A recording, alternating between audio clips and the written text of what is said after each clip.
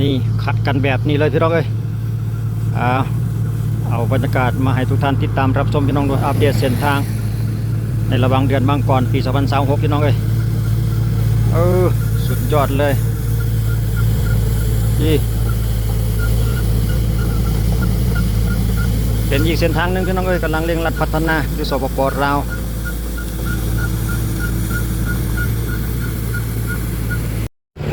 เดี๋ยวเรามาอัปเดตเส้นทางอีกทีนึงพี่น้องเอ้ยกับป่าวีที่เดือนลาวเส้นทางเส้นนี้กับ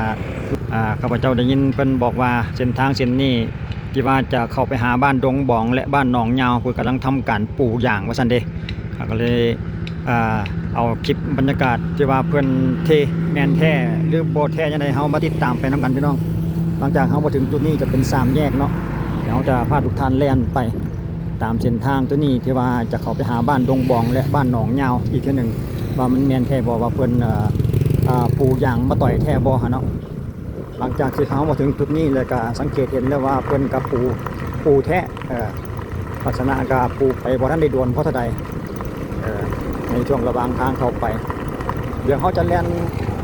รถไปเรื่อยๆจนใกล้ๆกับบ้านดงบองเขาจะเบิ่งอีกทีนึงว่าเพิ่นยังเฮ็ดไปฮอดใส่เนาะเอามาเริ่มต้นอยู่ที่บ้านโน้นแสงจันทร์พี่น้องเอ้ยบ้านโน้นแสงจันทร์แล่นลัดเข้าไปหา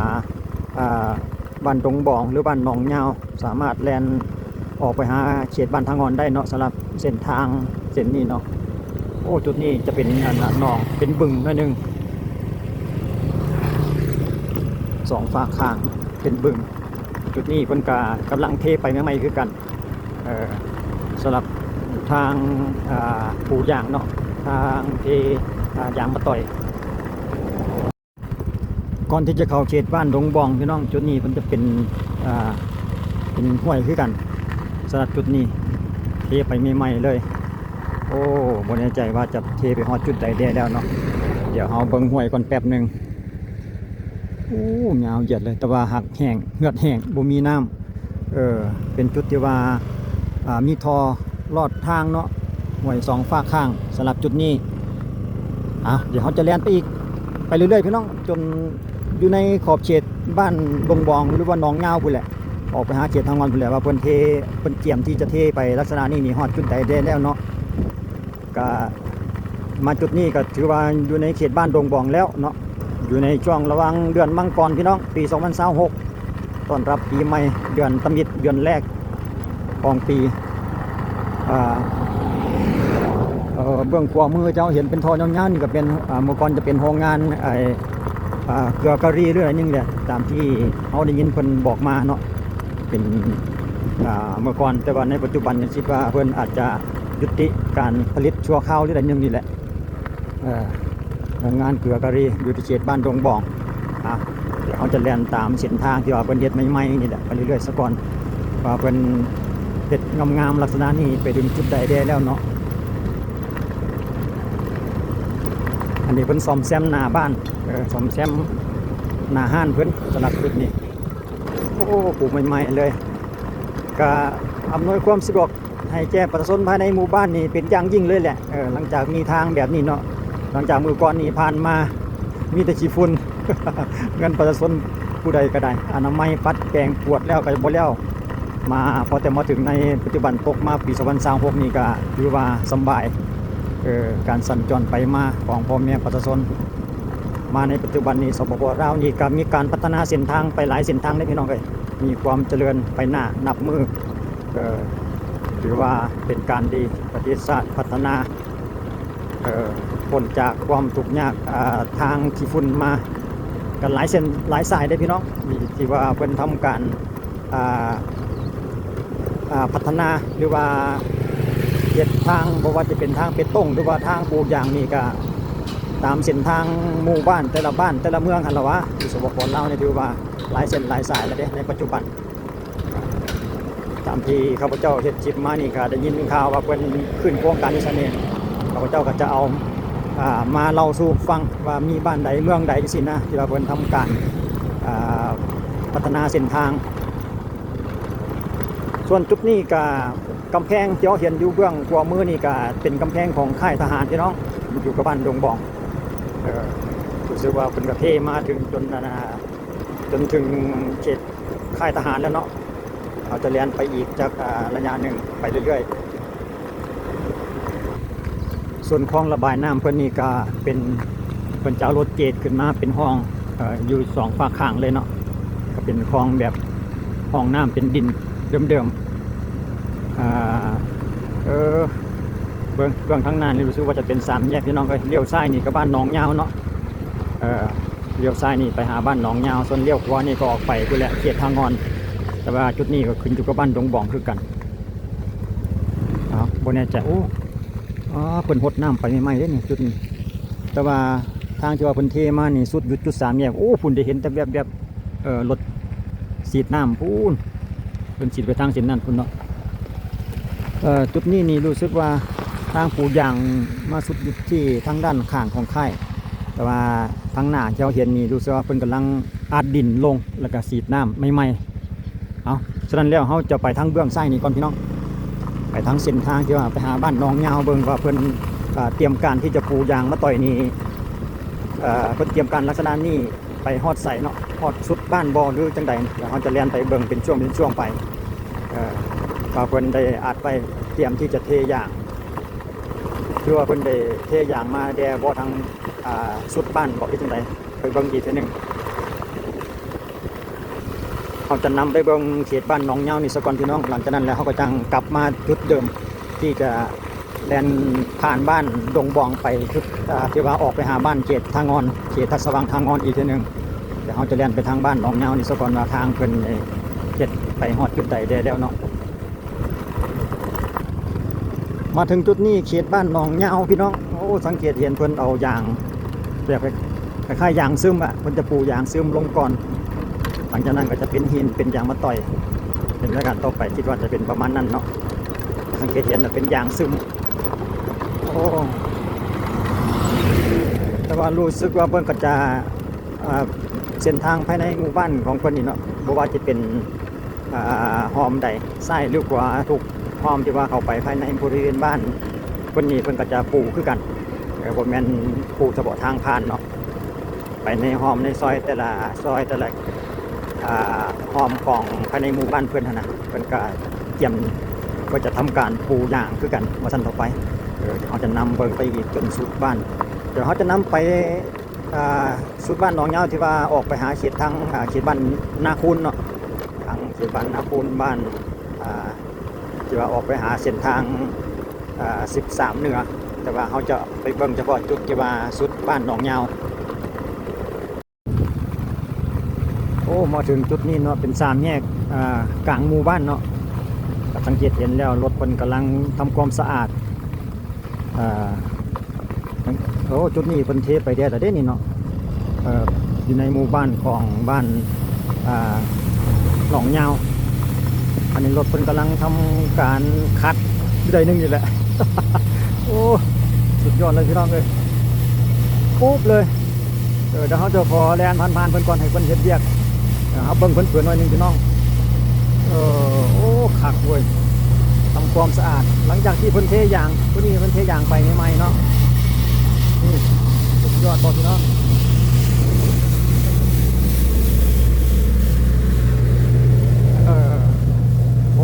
มีบางจุดนี่เพิ่นเทไปเรียบร้อยแล้วเด้อแล้วเพิ่นก็เอารถมาคัดแต่ว่าคัดออกนี่แล้วเพิ่นสิเทยางอีกสั้นนึงบ่ด้วยจังใดยังบ่เข้าใจด้วยเห็นเพิ่นคัดออกก็คักเว้ยสุดยอดเลยพี่น้องเอ้ยเขตบ้านหนองยาวนี่ถือว่าสำเร็จยาวเหยียดเลยเด้นี่สรุปแล้วเส้นทางภายในบ้านหนองยาวนี่ออกมาจนถึงจุดนี้เลยพี่น้องเอ้ยจุดนี้ก็เป็นค่ายทหารกองทัพประชาชนลาวเนาะปูยางเป็นที่เรียบร้อยมาถึงจุดนี้เลยกองทัพประชาชนลาวเป็นค่ายทหารแต่ว่ารู้สึกว่าจะมี2ค่ายค่ายเดียวคือ2ค่ายแต่ว่าอยู่2ฝากข้างจะเป็นค่ายทหารเช่นเดียวกันเนาะเป็นสโมสรกองพันใหญ่941ว่าซั่นเด้สำหรับจุดนี้เนาะก็ปกติปูยางเป็นที่เรียบร้อยพี่น้องเอ้ยทางหน้าด้านหน้าเจ้าเห็นก็เป็น3แยก ลี้ยวซ้ายก็ไปบ้านนาคูนออกไปทางเมืองนาไซทองไปทางเส้นทาง13เหนือว่าสันเราไปเนาะเส้นทาง13เหนือเลี้ยวซ้ายเนาะสำหรับเลี้ยวขวาก็จะไปเขตบ้านทางงอนเขตบ้านทางงอนเมืองไซธานีสำหรับเส้นทางไปทางเบื้องขวามือมาถึงจุดนี้ก็เดี๋ยวเขาจะให้เบื้องแป๊บหนึ่งนี่เป็นเส้นทาง3แยกเลี้ยวซ้ายก็ไปออกทางเส้นทาง13สายเหนือได้ทันเลี้ยวขวาไปทางนี้ก็เขตบ้านทางงอนเข้าไปในเวียงคืนเขตเมืองไซธานีพี่น้องเอ้ยเอาเกี่ยวกับทางปูอย่างทางปูอย่างมาต่อยเนาะก็ถือว่ามาถึงจุดนี้หลังจากนี้เขาจะเดินกลับไปจุดเก่าจุดเดิมอยู่ที่บ้านดงบองเส้นทางภายในหมู่บ้านดงบองเราจะออกไปเส้นนั้นอีกทีนึงเนาะสำหรับบ้านดงบองนี่เพิ่นก็จะออกไปรวมกันอยู่ที่เขตอีกเส้นทางหนึ่งคือกันขนานกันว่าทันต่อไปขนานกันกระทั่งเส้นนี้เดี๋ยวเราจะไปเบิ่งอีกทีนึงว่าภายในจุดบ้านดงบองอันเพิ่นเท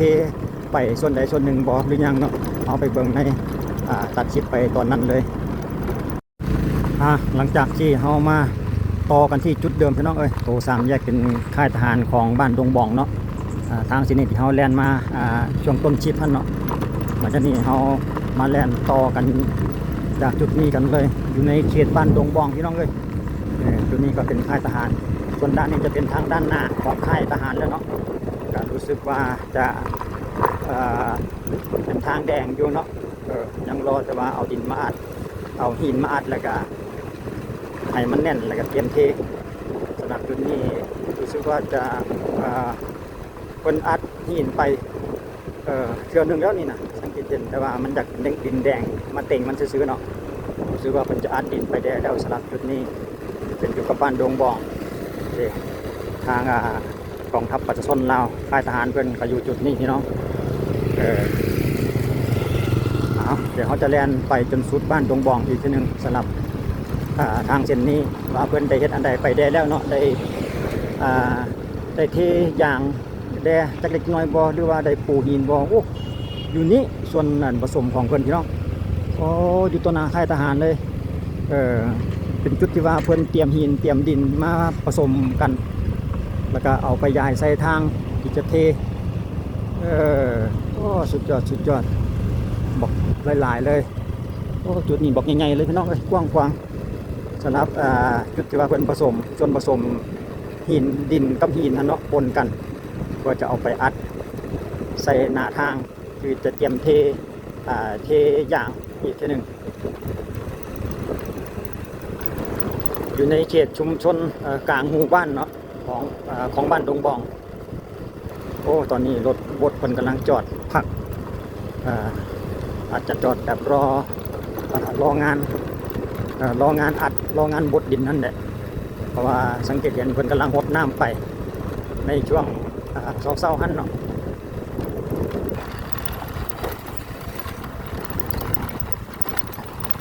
บดกำลังรออัดดิน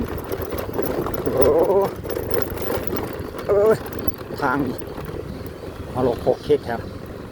บันไดแท้รถเกตกำลังทำงานพี่น้องเลยโอ้สมพองรถบดเพิ่นจอดท่าเตรียมจะอัดดินจุดนี้นี่เองสุดยอดเลยพี่น้องเลย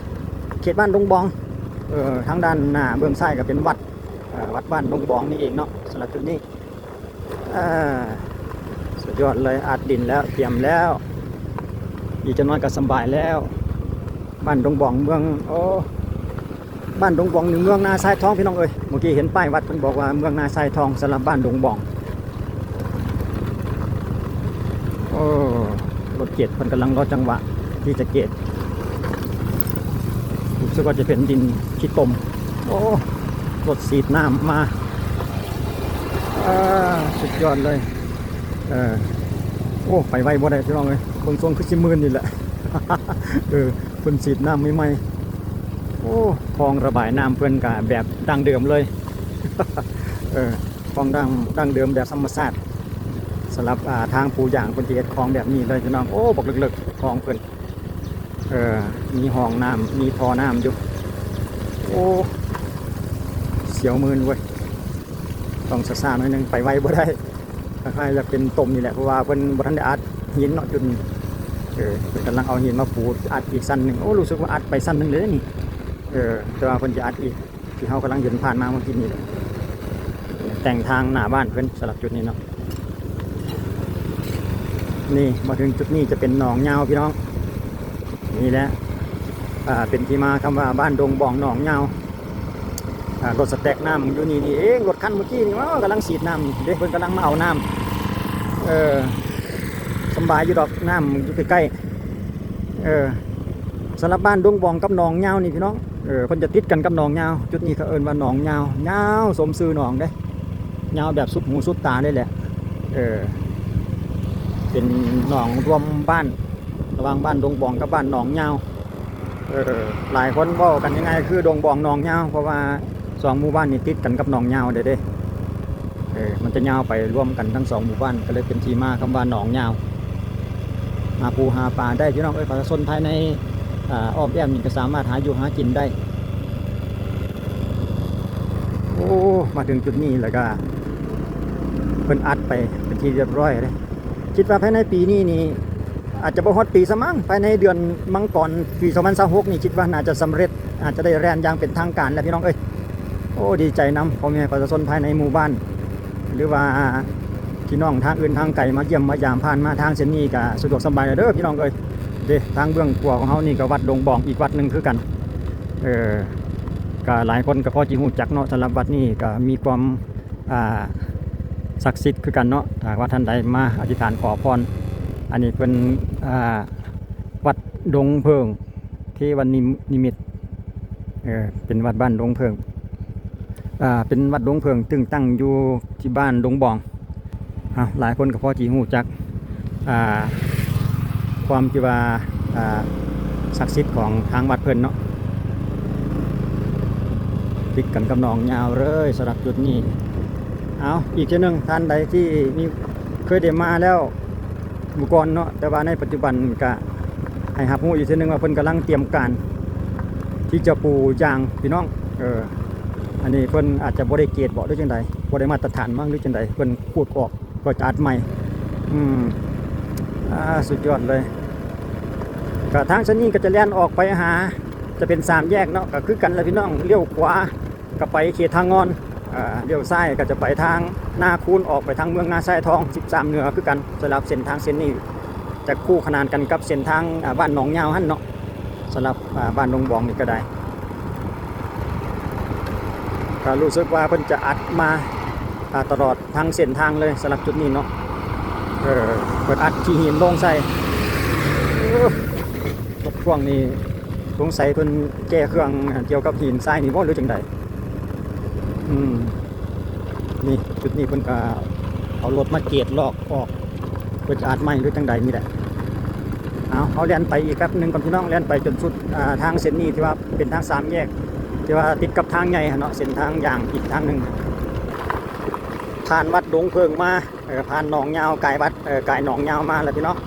มาถึงจุดนี้จะเป็นห้อยต่อจุดนี้ห้อยบนเทไปตรงไปเนาะเทคอนกรีตไปน้อยหนึ่งเดี๋ยวเขาจะเล่นไปจนสุดคิดว่าน่าจะอยู่ใกล้ๆนี่เองพี่น้องอยู่ใกล้ๆทางด้านหน้าเป็นทาง3แยกจุดนี้ก็เป็นสถานีไฟฟ้าเนาะเป็นสถานีไฟฟ้าหลังจากนั้นก็จะเป็น3แยก